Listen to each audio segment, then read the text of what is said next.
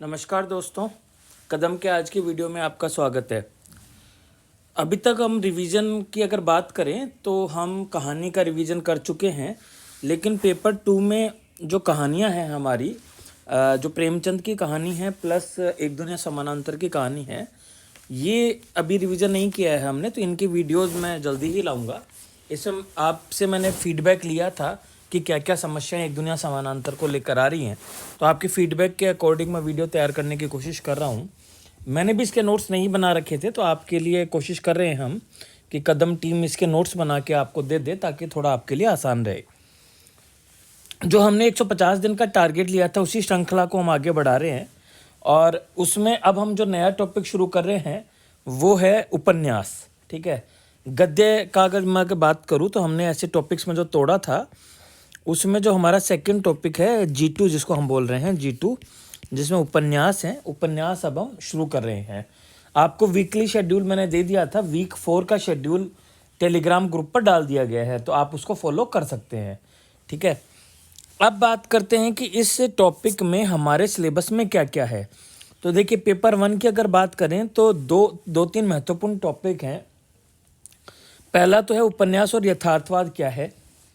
दूसरा है हिंदी उपन्यासों का उद्भव और विकास किस प्रकार हुआ है। और प्रमुख उपन्यासकार हमारे हैं 5 सिलेबस में है: प्रेमचंद, जैनेंद्र, यशपाल, रेणु और भीष्म साहनी। इन उपन्यासकारों के बारे में भी हमें पढ़ना है। और अगर पेपर 2 की मैं बात करूं तो 4 उपन्यास हमारे सिलेबस में, सबसे गद्य में अगर मैं कहूं तो सबसे बड़ा टॉपिक यही है। उसमें 4 उपन्यास हमें पढ़ने हैं। पहला है गोदान, दिव्या, मैला आंचल और महाभोज। ये 4 उपन्यास हमें पढ़ने हैं। ठीक है, अब हम जो वीडियोस में पढ़ेंगे वो सारा ही पढ़ेंगे। आज जो हम पढ़ेंगे उपन्यास और यथार्थवाद और हिंदी उपन्यासों का उद्भव और विकास, इन 2 टॉपिक पर हम फोकस करेंगे। फिर अगले जो वीडियो आएगा उसमें प्रमुख उपन्यासकार पढ़ेंगे, और फिर डिटेल में ये 4 उपन्यास हम पढ़ने की कोशिश करेंगे। देखिए, प्रेमचंद, यशपाल, रेणु, ये जो 3 हैं, ये प्रेमचंद, यशपाल और रेणु यहाँ पर भी हैं। तो इन रचनाकारों को हम पेपर 2 से ही पढ़ने की कोशिश करेंगे। ठीक है, 2 रचनाकार जो है जैनेंद्र और भीष्म साहनी, इसको मैं अलग से आपको पढ़ा दूंगा। ठीक है, या रिवीजन करा दूंगा। ठीक है, तो इस तरीके से हमारा ये प्लान रहेगा। तो आज हम बात करेंगे उपन्यास और यथार्थवाद, हिंदी उपन्यासों का उद्भव और विकास। रिवीजन वीडियो है तो बहुत डिटेल में ना जाते हुए, ताकि आपको थोड़ा मोटा मोटा समझ में आ जाए कौन से टॉपिक महत्वपूर्ण है, उसी तरीके से जैसे पुराने वीडियोज़ हैं हमारे, उसी तरीके से हम सीखने की कोशिश करते हैं। ठीक है, तो चलिए शुरू करते हैं। तो देखिए, नोट्स जो आपके साथ शेयर किए गए हैं वहीं से मैं शुरुआत करता हूँ। शुरुआत में बात की गई है कि उपन्यास और यथार्थवाद का संबंध क्या है। तो देखिए, उपन्यासों की यात्रा जो शुरू होती है वो 14वीं शताब्दी से शुरू होती है। 14वीं शताब्दी हिंदी साहित्य की बात नहीं कर रहा हूँ मैं, ओवरऑल पूरे हर किसी भाषा को अगर मिलाकर देखें तो 14वीं शताब्दी से हिंदी का जो उपन्यास का है वो उपन्यास का जो दौर है वो शुरू होता है। अब जो पुराने उपन्यास थे ना, वो तो यार रोमांस से लिए हुए थे, या नोवास कहा जाता था उनको। रोमांस का मतलब क्या है? भावुकता, काल्पनिकता, रोमानियत भरी हुई थी ऐसे उपन्यासों में। और जो नोवास था वो था समय की वास्तविकताओं का यथार्थपरक वर्णन, जो आगे नोवास चल के क्या बना? नोवेल बना। ठीक है, एग्जाम की दृष्टि से इंपॉर्टेंट नहीं है, तो आप इसको स्किप कर सकते हैं। बस समझने की बात है कि पहला जो शब्द था वो नोवास था, नोवास आगे चल के क्या बन गया? नोवेल बन गया। तो उपन्यास की अगर हम बात करें तो शुरुआत से ही यथार्थपरक नहीं था। शुरुआत में वो कैसा था? रोमानियत से लिया हुआ था। आगे हम पढ़ेंगे किस टाइप के उपन्यास शुरू में थे, तो वो भी हम देखेंगे। तो मतलब शुरुआत से यथार्थपरकता उसके साथ जुड़ी हुई नहीं थी। टॉपिक हम देख रहे हैं उपन्यास और यथार्थवाद का संबंध। ठीक है, अब बात है कि अगर नहीं था तो फिर वो किस दौर से जो गुजरा? संक्रमण काल के दौर से। संक्रमण काल कहाँ? रोमानियत से कहाँ जा रहा है? ये यथार्थवाद में जा रहा है, और ये संक्रमण का काल है। ठीक है, तो बात करते हैं कि भाई प्रारंभिक जो उपन्यास थे वो कैसे थे। तो 2 महत्वपूर्ण कैरेक्टर निकल के आते हैं जो आपको याद रखने हैं। एक तो जासूसी भरे थे और दूसरे थे क्या? काल्पनिक किस्म के थे। मतलब जासूसी कहानियां और काल्पनिक किस्म के उपन्यास ही पहले लिखे जाते थे। विश्व का पहला उपन्यास कौन सा था? पामेला। सैमुअल रिचर्डसन का ये उपन्यास था। इसमें रोमांच का क्या देखा जाता है? उच्चतम स्तर। तो आप बोल सकते हो, देखो ट्रांजिशन कैसे हुआ, मैं एक बताने की कोशिश करता हूँ। पहले क्या था? रोमांच प्लस जासूसी, फिर संक्रमण काल आया, फिर क्या आया? संक्रमण काल आया, और फिर क्या हुआ? यथार्थवादी हुआ।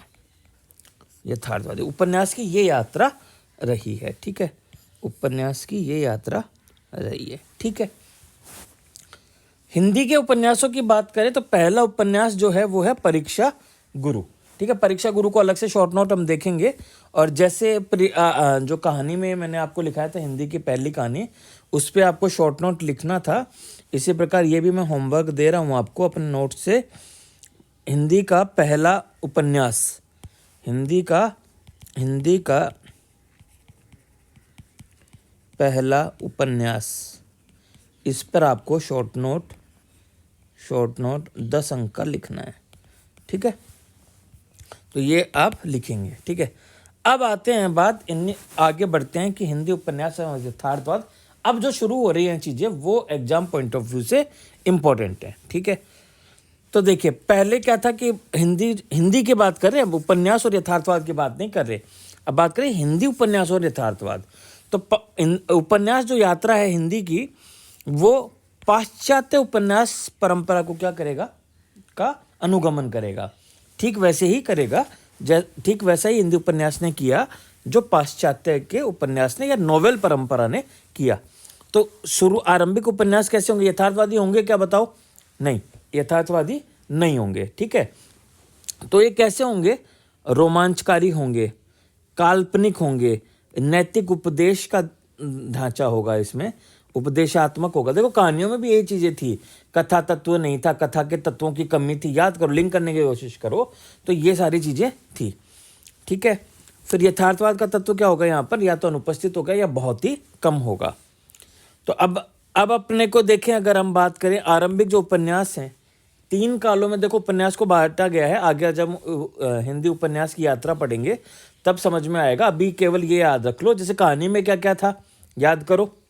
प्रेमचंद पूर्व, प्रेमचंद प्रसाद युग, प्रेमचंद प्रसाद युग के बाद का युग, उसके बाद में नई कहानी का युग। उसमें कई सारे हमने कहानियों के प्रकार पढ़े थे, एक दुनिया समानांतर भी वहीं थी। ऐसे ही उपन्यास की जो यात्रा है उसमें कौन आएंगे? प्रेमचंद पूर्व, प्रेमचंद पश्चात और प्रेमचंद के दौरान। एक तो ये विभाजन हो गया, और एक वही नई कहानी वाला जो नए दौर के उपन्यास, वैसे ही यहाँ पर भी विभाजन देखने को मिलता है। तो आरंभिक जो उपन्यास थे जो प्रेमचंद के पूर्व के थे, उसमें जैसे परीक्षा गुरु हिंदी का पहला उपन्यास, जिसपे शॉर्ट नोट मैंने आपको लिखने को दिया है, हिंदी साहित्य का पहला उपन्यास माना जाता है। ये किसके द्वारा लिखा गया था? लाला श्रीनिवास दास के द्वारा लिखा गया था। अब इसकी 1-2 विशेषताएं आपको पता होनी चाहिए, जो अगर पूछे तो आरंभिक उपन्यासों की श्रेणी में आप इसके बारे में लिख सकें। तो ये क्या है? आख्यान परक शैली में लिखा गया है। और जो मैंने शुरू में बताया था, क्या जो पुराने उपन्यास थे यथार्थवाद का तत्व कम था, तो क्या ज़्यादा था? रोमांच ज़्यादा था, उपदेश ज़्यादा थे। नैतिक परक जो उपन्यास थे वो तत्व इनमें क्या था? ज़्यादा था।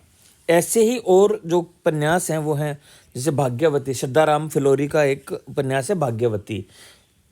एक पंडित गौरी दत्त का है देवरानी जिठानी की कहानी। तो इनके बारे में भी लिख सकते हो। 2-3 आपको एग्जाम्पल याद होने चाहिए, बहुत ज़्यादा एग्जाम्पल याद नहीं करने हैं, 3 एग्जाम्पल ये काफ़ी हैं। कि प्रेमचंद पूर्व की अगर हम बात करें तो उस दौर के उपन्यासों में रोमांच तत्व अधिक देखने को मिलता था। यथार्थ तत्व या तो अनुपस्थित था या काफ़ी सीमित मात्रा में उपस्थित था। ऐसे उपन्यासों में उपदेश तत्व की प्रधानता देखने को मिलती थी। इस टाइप से आपकी लाइनें होंगी, ठीक है। प्रेमचंद पूर्व में यथार्थवाद क्या होगा? नहीं होगा, बहुत सीमित तौर पे होगा। थोड़ा बहुत अगर देखना है तो एक घराऊ घटना करके उपन्यास है, उसको पहला यथार्थपरक उपन्यास कहा जा सकता है। उसमें क्या बताया था कि मध्य वर्ग के साधारण व्यक्ति के दैनिक जीवन का यथार्थ एवं प्रमाणिक चित्रण किया गया था। तो घराऊ घटना, तो बेसिकली प्रेमचंद पूर्व में हमें 4 उपन्यास याद रखने हैं। एक तो हिंदी साहित्य का पहला उपन्यास जिसका नाम है परीक्षा गुरु, दूसरा हो गया भाग्यवती श्रद्धाराम फिलोरी का, तीसरा हो गया पंडित गौरीदत्त का देवरानी जेठानी की कहानी, और चौथा है जो थोड़ा बहुत यथार्थपरक है वो है घराऊ घटना। इतने से आपका आंसर का काम हो जाएगा। तो ये चीज़ें आप याद कर लेंगे। मैं इसको, जैसे मैंने आपको पहले भी कहा है, MTR, तो इसको मैं MTR कर देता हूँ। आप भी अपने नोट्स में MTR कर लो। जो लोग पहली बार देख रहे हैं वो समझ लीजिए MTR क्या है। MTR का मतलब है मुझे तुम रटो। क्या है? मुझे तुम रटो।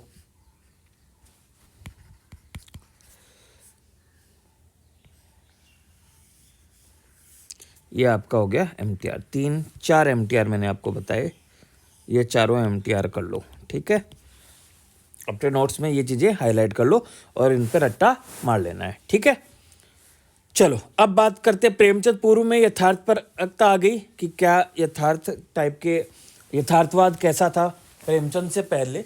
अब बात करते हैं प्रेमचंद में। तो प्रेमचंद में तो आप आराम से लिख देंगे, आगे जब हम पढ़ेंगे तो डिटेल में पढ़ेंगे ही, लेकिन थोड़ा थोड़ा सा मैं बता देता हूँ। प्रेमचंद के तो सारे ही उपन्यास यथार्थवादी हैं, वो सारे आप यहाँ पर लिख सकते हो। यहाँ पे मैंने बहुत शॉर्ट में लिखे हैं, पर ये डिटेल में आगे हम पढ़ेंगे। ठीक है, तो फिर भी देख लीजिए सामाजिक समस्याएं क्या थी, केंद्र में थी प्रेमचंद के उपन्यासों में। सेवा सदन, गोदान, सेवा सदन में वेश्यावृत्ति की समस्या बताई है, गोदान में लगभग सारी समस्याओं का चित्रण किया गया है। पूरी यथार्थपरक शैली में प्रेमचंद जी लिखते हैं। इनके और उपन्यास भी जब हम देखेंगे तो आसानी से आप इसके बारे में लिख सकते हो। फिर बात आती है प्रेमचंद पश्चात।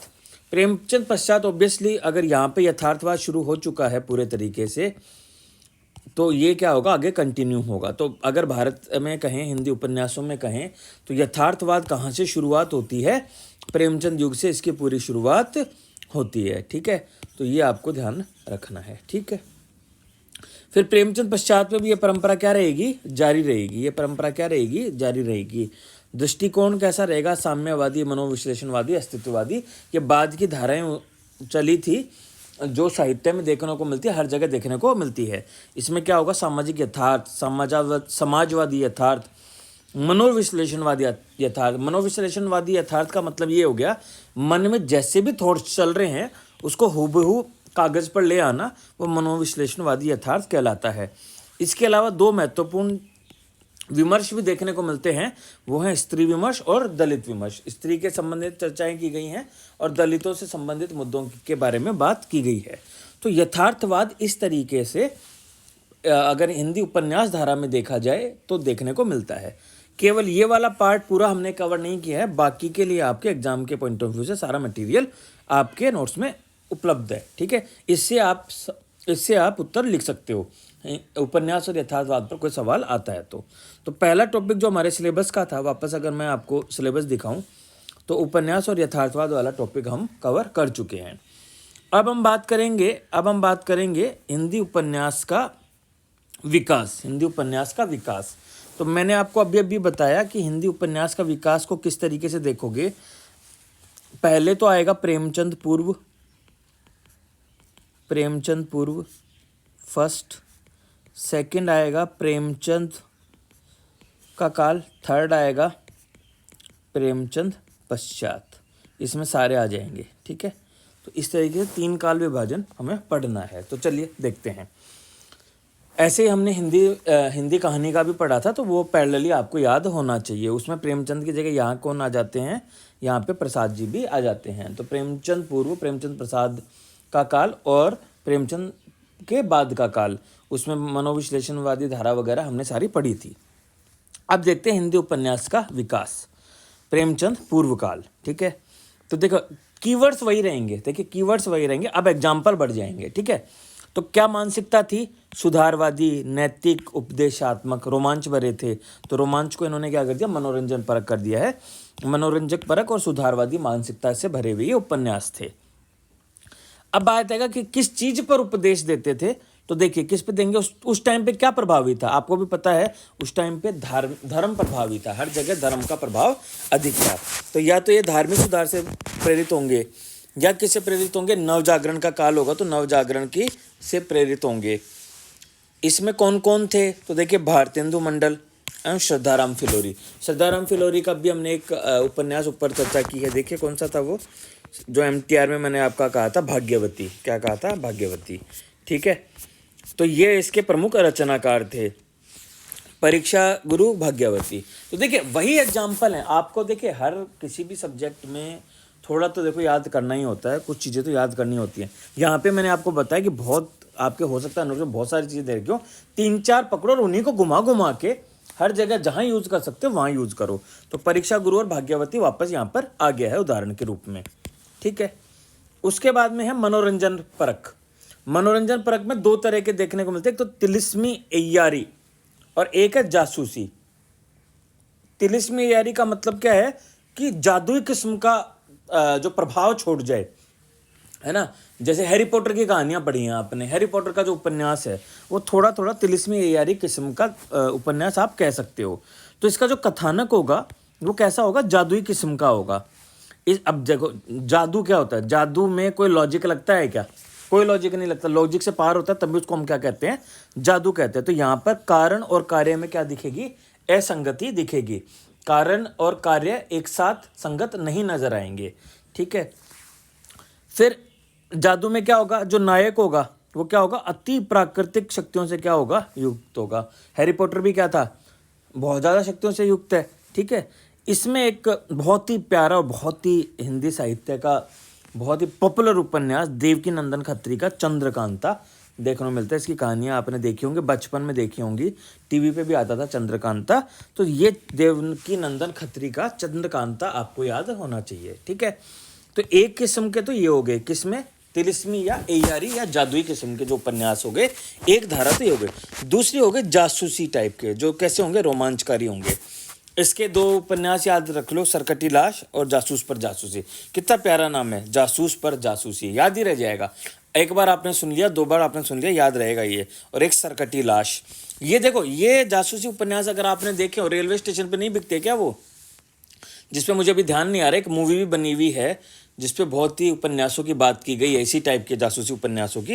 ये उस टाइप के उपन्यास हैं। ठीक है, तो ये मोटा मोटा आपको समझ में आ जाएगा। फिर एक तीसरी धारा भी देखने को मिलती है, वो है ऐतिहासिक। इसमें क्या होगा? ऑब्वियसली इतिहास का प्रयोग होगा, इतिहास पर आधारित उपन्यास लिखे गए हैं। टॉपिक मुख्य रूप से क्या होंगे? या तो नवजागरण परक चेतना वाले होंगे या नारी पुरुष रोमांस के लिए ये उपन्यास बनाए जाएंगे। लेकिन इसमें कमियां क्या देखने को मिली है? एक तो इतिहास बोध क्या है?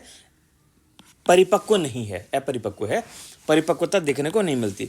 देखिए ऐतिहासिक जो कहानियां हैं वो जयशंकर प्रसाद ने भी लिखी हैं, लेकिन उनका जो इतिहास बोध है ना, वो वन ऑफ द बेस्ट माना जाता है। उनका इतिहास बोध बहुत प्यारा है।